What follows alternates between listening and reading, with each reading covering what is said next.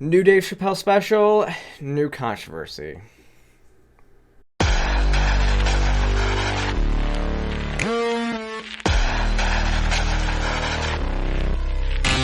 So once again, Dave Chappelle has a new comedy special, and once again, I watched it and thought it was hilarious. Because Dave Chappelle is a master at telling stories and making jokes from them, and he's a master of misdirection, and you never know which way a joke is going to go. It's quite a masterpiece to watch somebody that is as good as Dave Chappelle. I'm a huge fan, so there was no issues that I'm gonna bring up with his special. I thought it was great. But if you've been on social media lately, you've probably seen one clip from the special going viral where Dave takes a long story about meeting Jim Carrey and leads it into a joke about trans people. So the joke is basically about looking at somebody, knowing one thing to be true, but then that person wanting you to refer to them as something different than what you perceive. And so obviously that leads into a joke about how trans people make you feel when you see something there that is different from the way that they want you to, call them different pronouns or whatever. What's really interesting about this special is that I hadn't really seen the leftist meltdown reaction all over social media like we had in other specials until I actually started looking at it. It's mostly been, people on the right saying that Dave's just telling the truth about trans people, and it wasn't actually until today that I saw some media outlets calling this transphobic, almost like on behalf of trans people, like they were offended on behalf of trans people. And one of them, though, did highlight this to where this person said this. Honey, so he went on a rampage. It's giving angry trick. Am I lying? Dolls, am I lying?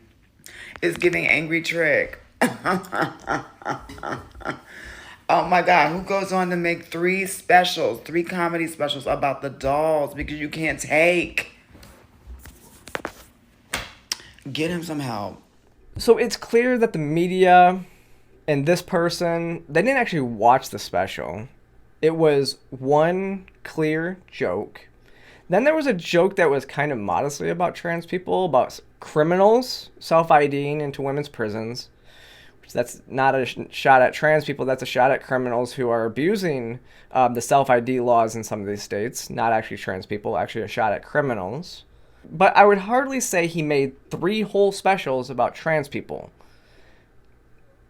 Not the case at all.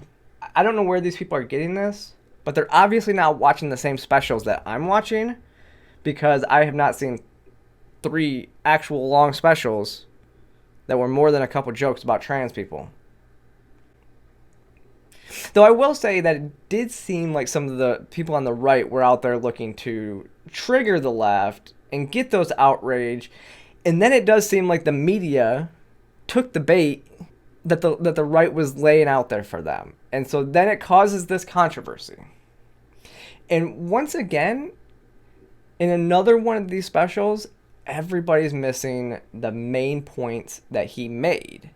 See, in the closer, he told a loving story about his friend Daphne, but people made it seem like he hates trans people. Daphne was a trans person who he had great admiration for, who was also a fellow comedian who had committed suicide in the past.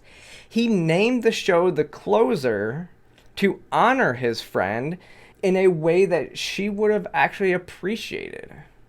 And really, The Dreamer was no different.